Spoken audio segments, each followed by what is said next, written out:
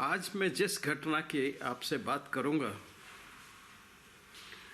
वह बड़ी मार्मिक है और हमारे हॉस्पिटल के प्रिसिंक्ट्स में ही ये घटना हुई। अक्टूबर 2006 की बात है।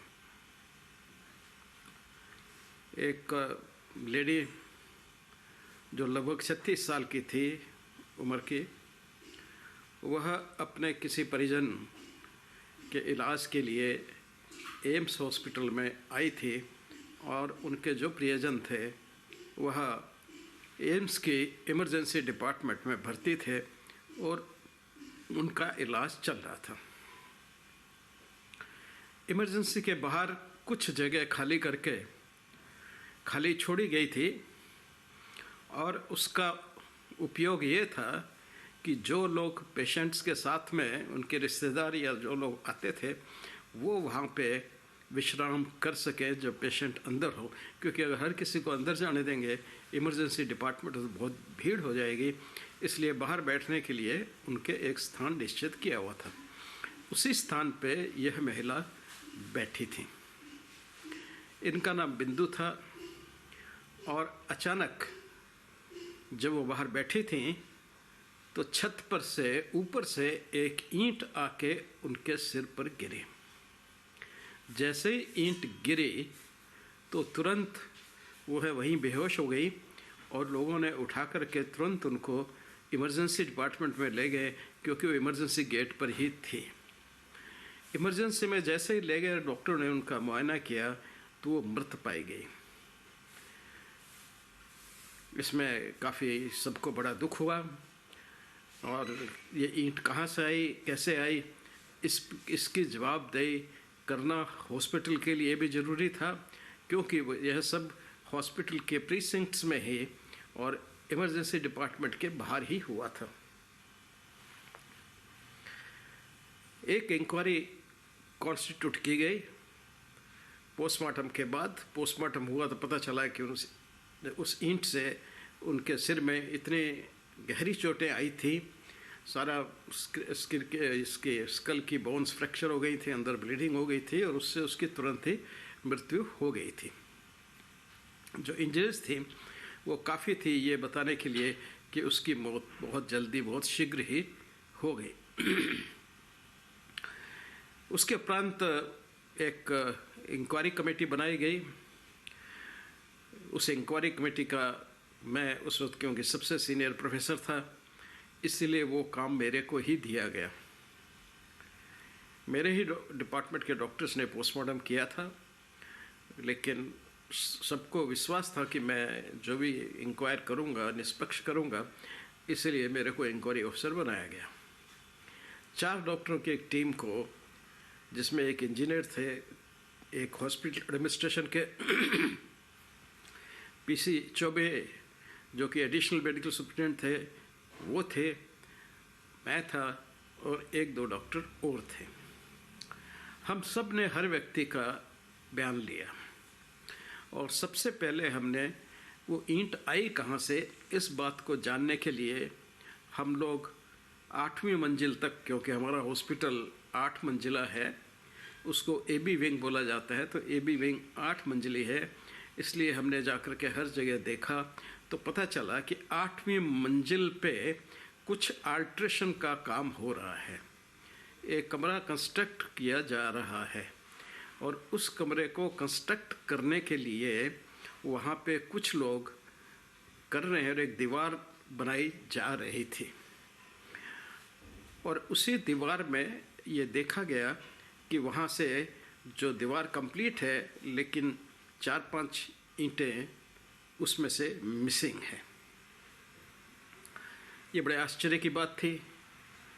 जब ये घटना हुई उस वक्त 5:15 हुए थे और जो भी कंस्ट्रक्शन वर्क हॉस्पिटल में होता है वह 4 बजे समाप्त कर दिया जाता है, क्योंकि 5 बजे हॉस्पिटल को बंद होना होता है।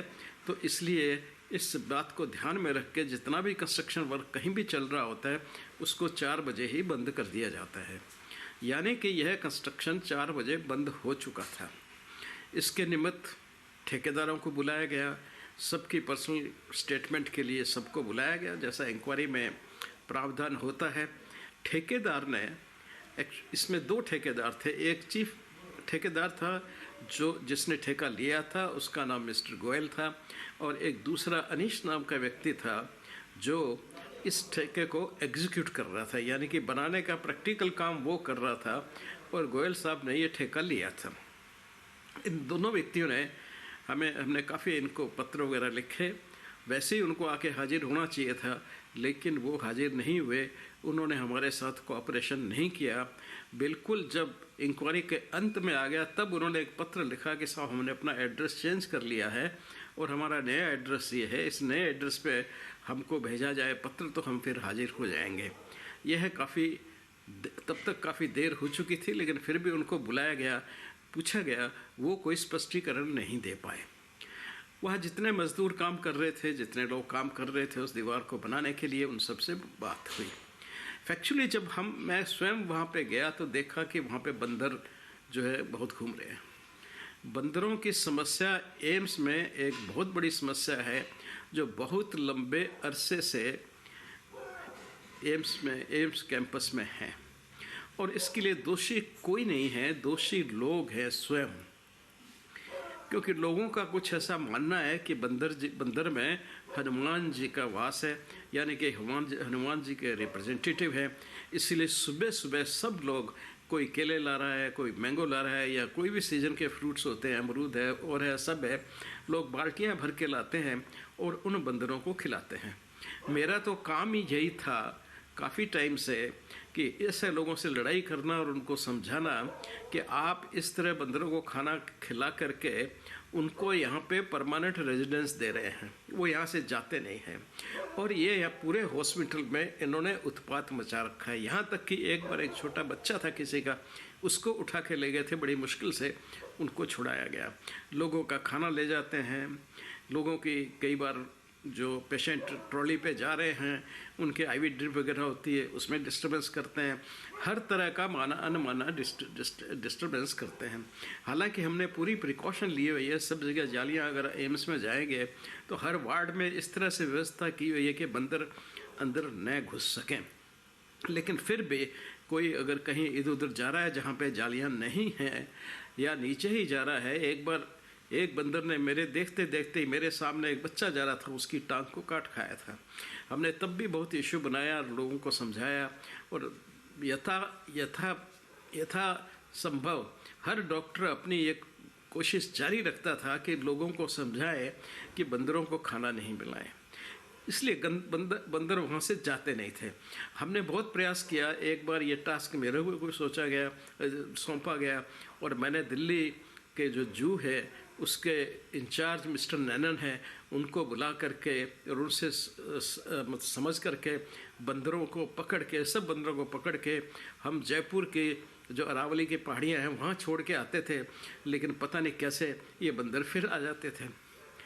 तो जब तक उनको वहाँ खाना मिलता रहता है, ये काफ़ी इंटेलिजेंट जानवर होता है, तो ये वापस कैसे न कैसे 10-15 दिन में वापस सारा झुंड का झुंड वहीं आ जाएगा, घूमता फिरता, कई बार तो ट्रेन में बैठ करके आ जाता है। तो इस तरह से उनसे छुटकारा पाना बहुत कोशिश कर रहे थे, बहुत पैसा भी हम लोग लगाते थे, लेकिन उन बंदरों से कम जब तक मैं वहाँ था उनसे छुटकारा नहीं मिल पाता था। तो ये बंदर किसी भी काम में, कोई भी उलूल जुल घटनाएं करने में वहाँ जाने जाते थे। तो वहीं पे अब जब देखा गया तो सब ने कहा कि साहब हम तो 4 बजे यहाँ से निकल गए थे। जो उस एरिया के इंचार्ज थे हॉस्पिटल विंग के, उन्होंने भी कहा कि 4 बजे काम बंद करवा दिया गया था, सब कुछ शांत था और हॉस्पिटल के अंदर ही काम हो रहा था, डॉक्टर भी काम कर रहे थे, बाकी सब काम को 4 बजे जैसा नियम है वैसा बंद कर दिया गया था। ये सारे मजदूर और इंजीनियर्स जो हैं इनके चले गए थे। उसके बाद में कुछ लोगों ने वहाँ पर बंदरों को उछलते कूदते हुए देखा, क्योंकि वह दीवार बन रही थी इसलिए वहाँ पर जाली नहीं थी, और उछल कूद कर रहे थे। और उसी उछल कूद में उन्होंने 2-4 ईंटें वहाँ से निकाल करके, क्योंकि मोर्टार लगा के गए थे, लेकिन मोर्टार वही पक्का नहीं हुआ था। ईंट पेंट रख के बीच में जो सीमेंट लगाते हैं वो सीमेंट भी पक्का नहीं हुआ था, इसलिए सीमेंट भी जब नीचे ईंट गिरी है तो सीमेंट भी साथ में ही उसके आया था, क्योंकि कच्चा था अभी तक। तो बंदरों ने खींचा ईंटों को, निकल गई तो उन्होंने नीचे फेंक दिया। नीचे वो लेडी बैठी थी, उसके सिर पे लगा और उसको हेड इंजरी हुई और उसकी डेथ हो गई। फिर वहाँ पे सारे प्रमाण बंदरों के उपस्थित थे, जिनके भी उनके पंजों के निशान और वो सब, क्योंकि अभी मोर्टार जो है वो कच्चा ही था, तो उन सब के बड़ा ऑब्वियस था कि बंदरों ने ही यह काम किया है। और उसी तरह से हमने रिपोर्ट दी, लेकिन फिर भी क्योंकि सहयोग नहीं दिया था ठेकेदारों ने, तो ठेकेदारों को हमने बैन कर दिया कि ये फ्यूचर में यहाँ पे काम नहीं करेंगे, और उसको सूटेबल कॉम्पनसेशन जो भी उस लेडी को संभव था वो दे दिया गया, ठेकेदार की तरफ से भी और हमारी तरफ से भी, और जिससे वो केस फिर वो लोग मतलब जिससे एक सॉल्यूशन उसका निकल आया।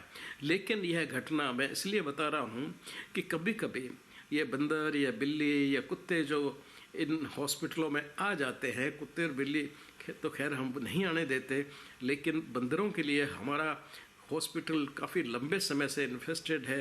हालांकि मैं अब रिटायर होने के बाद नहीं गया हूँ, तो मुझे नहीं मालूम आज क्या परिस्थिति है, पर पहले बरसों से जब से हम आए थे तब से इन्फेस्टेड था, और भरसक कोशिश की गई, हर साल ठेका उठाते थे, लंगूरों को बुलाते, जो संभव प्रयास है हमने किया कि इन बंदरों से छुटकारा पा सकें।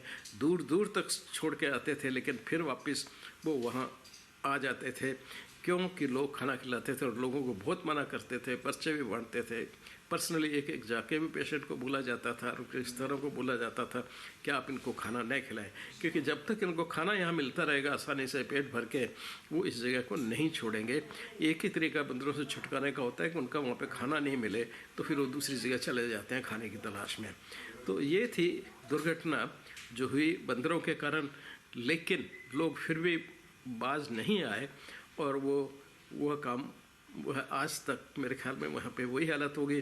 लोग बंदरों को खाना देते होंगे तो बंदर आ जाते हैं। मैंने कहा इतनी तक कर लेते हैं कि एक चलती माँ के गोद से वो बच्चा छीनने की भी अपनी कोशिश कर लेते हैं, क्योंकि वो तो जानवर है, उसको तो उतना समझ है नहीं।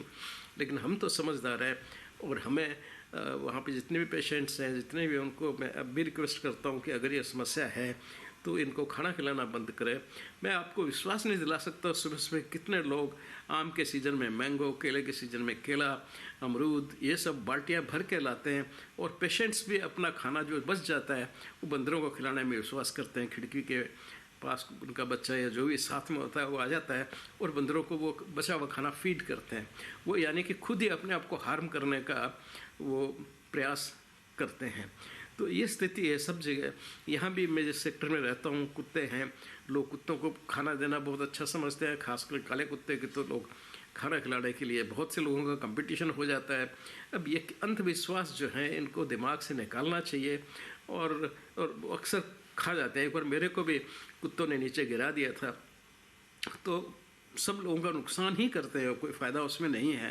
हाँ, आप पालिए, ढंग से पालिए, ढंग से रखिए, लेकिन इस तरह से स्ट्रेट रोग को प्रोत्साहन देना और उनके फिर वो प्रजनन से मल्टीप्लाई होते रहते हैं, तो एक बहुत बड़ा न्यूसेंस पड़ जाता है। ऐसे गाय का है, लोग गाय को सड़क पे छोड़ देते हैं, उससे कितने ही एक्सीडेंट। और मेरा खुद का एक बार एक्सीडेंट हो गया था। एक भैंस जो है वो दौड़ते दौड़ते आई और मेरी फ़िएट गाड़ी होती थी, उन दोनों मेरी फ़िएट गाड़ी पे चढ़ गई। तो ये बड़ा एक स्ट्रे एनिमल्स की हमारे यहाँ समस्या है, और जिसका सोल्यूशन लोगों के हाथ में है। वही जब तक इस बात को नहीं समझेंगे तो इस समस्या का अंत नहीं होगा। आप लोग भी कोशिश करें कि लोग समझ पाएँ, लोगों को समझाएं, या आपके जान पहचान के कोई भी हैं जिनकी गाय हैं, भैंस है, या कुत्तों को, गली के कुत्तों को खाना खिलाते हैं, उन सबको मना करें कि ऐसा न करें। इससे कुछ लोगों का बहुत अधिक नुकसान होता है। धन्यवाद, फिर मिलते हैं।